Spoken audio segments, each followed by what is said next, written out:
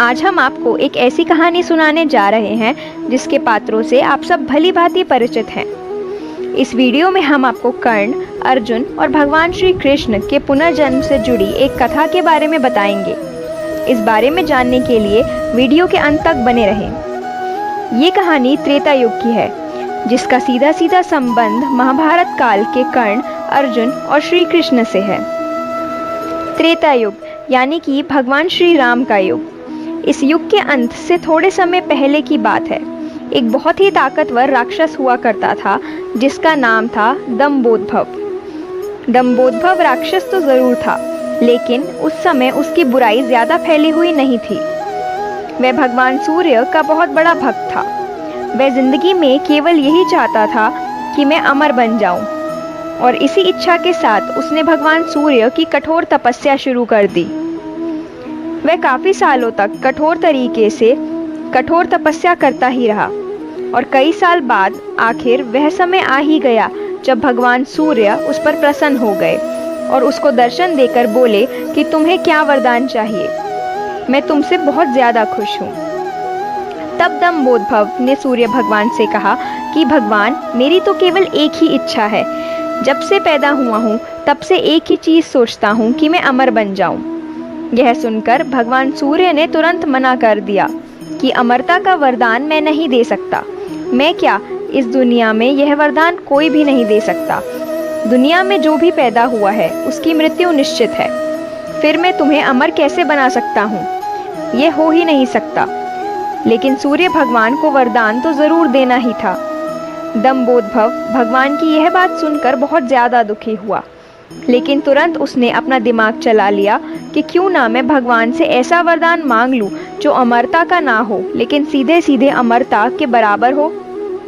तो उसने भगवान सूर्य से कहा, ठीक है, क्या आप अमरता का वरदान नहीं दे सकते तो मुझे यह वरदान दे सकते हैं कि मेरे शरीर में आप 1000 कवच लगा दें। ऐसे कवच जो इस दुनिया के सबसे ज्यादा ताकतवर ढाल हो, और हर एक कवच को निकालने के लिए एक मनुष्य को कम से कम 1000 साल तक मुझसे लड़ाई करनी पड़े, और जैसे ही 1000 साल हो जाएं और वो कवच को निकाले, ठीक उसी समय उसकी मृत्यु हो जाए। भगवान यह सुनकर बहुत ही ज्यादा सोच में पड़ गए। यह वरदान तो बड़ा ही खतरनाक हो जाएगा, और यह वरदान इसको मिल गया तो कहीं ना कहीं अमरता के बराबर ही है। लेकिन भगवान सूर्य को अपनी बात पर अडिग रहना था। उन्होंने बोला कि मैं अमरता का वरदान नहीं दे सकता, लेकिन तुम्हें कुछ और वरदान देने के लिए पूरी तरह से तैयार हूँ। और वरदान में दिए ये 1000 कवच उसके शरीर में ऐसे जुड़ गए कि उससे युद्ध लड़ना बिल्कुल असंभव सा था। भगवान सूर्य ने उसको वरदान दिया और अपने स्थान पर चले गए। इस वरदान के बाद दंभोदभव में घमंड आ गया और वो इस शक्ति का दुरुपयोग करने लगा। अब वो पूरी तरह से राक्षस बन गया और वो सभी पर अत्याचार करने लग गया। पशु, पक्षी, देवी, देवता, मनुष्य सभी पे अत्याचार करने लगा, और उसकी यही शक्तियाँ उसे क्रूरता की ओर ले गई। वो जिस पर भी प्रहार करता उस प्राणी की मृत्यु हो जाती। ऐसा काफी समय तक चलता रहा। इस दुनिया में जितने भी प्राणी थे सब यही प्रार्थना कर रहे थे कि इसकी मृत्यु कैसे भी करके हो जाए। एक तरफ तो इसका अत्याचार चल ही रहा था, दूसरी तरफ जो राजा दक्ष थे उनकी एक बेटी थी जिसका नाम था मूर्ति। मूर्ति की शादी भगवान ब्रह्मा के एक मानस पुत्र के साथ हुई, और जब मूर्ति की शादी हुई तो उसने देखा कि पृथ्वी पर ये तो बहुत अत्याचार हो रहा है, और ये राक्षस तो लोगों के साथ बहुत ही क्रूरता कर रहा है। दंभोदभव का नाम 1000 कवच मिलने के बाद सहर्षा कवच हो गया था। मूर्ति ने ये सब देख ये ठानी कि अब इसका अंत होना बहुत ज़रूरी है, नहीं तो आने वाले समय में धरती माता को बहुत ज़्यादा कष्ट पहुँचेगा। तब वह भगवान विष्णु की तपस्या में लग गई। आखिरकार वो दिन आ ही गया जब भगवान विष्णु ने उसे दर्शन दिए। भगवान ने उससे कहा कि मैं भली भांति जानता हूँ कि तुम किस लिए तपस्या कर रही हो। बताओ, तुम्हारी क्या इच्छा है जो मैं पूरी कर सकता हूँ।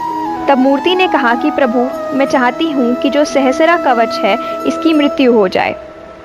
प्रभु ने कहा, ठीक है, अगर तुम यही चाहती हो तो इसकी मृत्यु हो जाएगी, मगर एक बात जान लो, मैं तुम्हें वरदान देता हूँ कि उसकी मृत्यु के लिए केवल तुम ही जिम्मेदार रहोगी, यानी केवल तुम्हारी वजह से उसका वध होगा।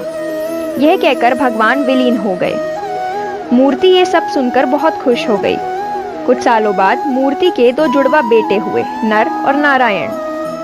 माना जाता था कि नर और नारायण भले ही 2 शरीर थे, लेकिन उनकी आत्माएं एक ही थी। दोनों में से एक जो कुछ भी सोचता था उसको दूसरा पूरा करता था। जैसे कि नर जो कुछ भी सोचते थे उसको नारायण पूरा करते थे, और नारायण जो सोचते थे उसे नर पूरा कर देता था, जिसे देखकर सब लोग यही कहते थे कि ये दोनों अटूट हैं। ये दोनों एक दूसरे के बिना नहीं रह सकते। इन दोनों को अलग करना संभव ही नहीं है।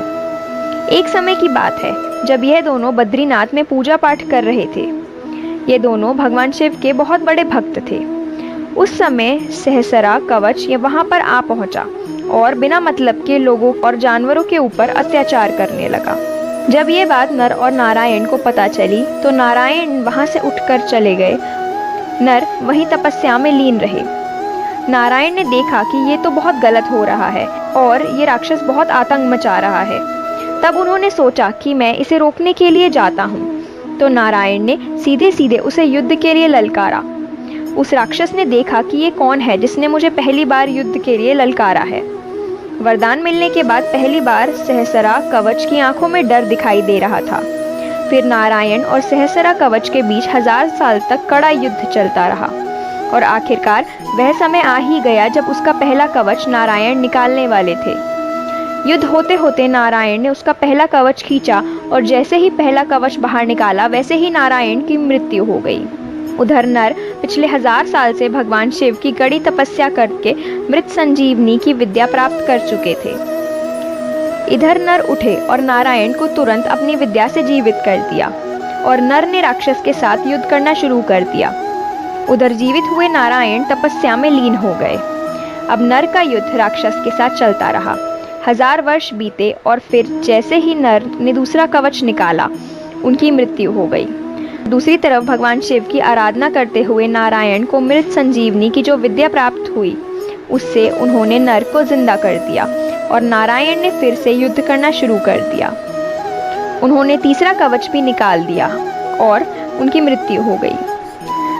नर ने तपस्या से उठकर अपने भाई को पुनर्जीवित कर दिया और जीवित होते ही नारायण वापस तपस्या में बैठ गए। दूसरी तरफ नर ने फिर से लड़ाई शुरू कर दी। ऐसे करते करते दोनों भाइयों ने मिलकर राक्षस के 999 कवच उखाड़ दिए। अब एक कवच ही बचा था जिसके कारण सहसरा कवच घबरा गया। ऐसा सचमुच भगवान विष्णु के वरदान के कारण ही हुआ था कि नर और नारायण की आत्मा एक ही थी पर शरीर 2। दोनों की मृत्यु एक दूसरे के बिना निश्चित ही नहीं थी। राक्षस समझ गया कि ऐसे तो मैं जीत नहीं पाऊंगा। अब केवल सूर्य भगवान ही मुझे इनसे बचा सकते हैं और वो वहां से भागते हुए तुरंत सूर्यदेव जी के पास पहुंचा और सूर्यदेव की शरण में चला गया। अब सूर्यदेव ने कहा कि यह मेरा भक्त है, इस तरह से मेरी शरण ले रहा है। तो सूर्यदेव ने उस पर दया दिखाते हुए उस राक्षस को अपने अंदर समा लिया। नर और नारायण को जब ये बात पता चली कि सूर्यदेव ने एक राक्षस को अपने अंदर समा लिया है तो उनको बहुत बुरा लगा। पहले तो वह बोले कि हमें वह राक्षस लौटा दीजिए, उसका अंत करना पृथ्वी की भलाई के लिए बहुत ज़रूरी है। भगवान सूर्य ने बोला कि इस तरह मैं अपनी शरण में आए भक्त को मौत के मुंह में नहीं दे सकता, मैं उसे नहीं लौटाऊंगा। तब नर और नारायण ने क्रोध में आकर भगवान सूर्य को उस समय श्राप दिया जिस समय उनके अंदर राक्षस था। उन्होंने श्राप दिया कि आपकी इसी भूल, इसी गलती के कारण आपका जन्म इंसान के रूप में होगा। अब जैसे ही नर और नारायण ने भगवान सूर्य को श्राप दिया वैसे ही एक युग का अंत हो गया और सूर्यदेव को श्राप भी तब मिला था जब राक्षस भगवान सूर्यदेव के अंदर समाया हुआ था। फिर इस श्राप के फलस्वरूप भगवान सूर्य का जन्म सूर्यपुत्र कर्ण के रूप में हुआ, जो कि भगवान सूर्य का ही अंश थे और इसी कारण से कर्ण के पास बचपन से अर्थात जब से वे पैदा हुए थे तब से ही कवच उनके शरीर में था। ये कवच उसी राक्षस का जो नर और नारायण से लड़ाई करते करते सूर्यदेव के पास बचने आया था। उसके पिछले जन्म में 999 कवच तो नर और नारायण ने काट ही दिए थे। सूर्य भगवान के अंदर प्रवेश करते समय जो एक कवच बचा था वो यही कवच था जो कर्ण के पास उनके जन्म के समय में था, क्योंकि भगवान सूर्य ने ही कर्ण के रूप में इंसान बनकर जन्म लिया था। कर्ण का जब जन्म हुआ उस समय कर्ण के अंदर दो लोगों के अंश थे, एक उस राक्षस सहस्रा कवच का और दूसरा भगवान सूर्य का। सूर्य भगवान का अंश होने की वजह से कर्ण इतने बड़े दानवीर और अच्छे इंसान बने। वहीं कर्ण के अंदर उस राक्षस का भी अंश था। इस वजह से कर्ण हमेशा गलत के साथ खड़े रहे और गलत के साथ मिलकर ही उन्होंने महाभारत की लड़ाई लड़ी। जिस तरह सूर्य भगवान का अगला जन्म कर्ण के रूप में हुआ, उसी तरह नर और नारायण का अगला जन्म भी इंसान के रूप में हुआ। नर का अगला जन्म अर्जुन के रूप में हुआ, वहीं नारायण का अगला जन्म भगवान श्री कृष्ण के रूप में हुआ। नारायण यानी श्री कृष्ण ने इंद्रदेव से कहकर ब्राह्मण का वेश बनवाकर कर्ण का कवच निकलवा दिया था और इस तरह भगवान श्री कृष्ण के कहने पर इंद्रदेव ने कर्ण से उनके कवच और कुंडल दान में मांगे थे। कवच निकलने के बाद अर्जुन द्वारा कर्ण का वध कर दिया गया था और इस प्रकार से सहस्रा कवच का पूरी तरह से अंत हुआ था। आपको ये वीडियो कैसा लगा कमेंट करके ज़रूर बताएं।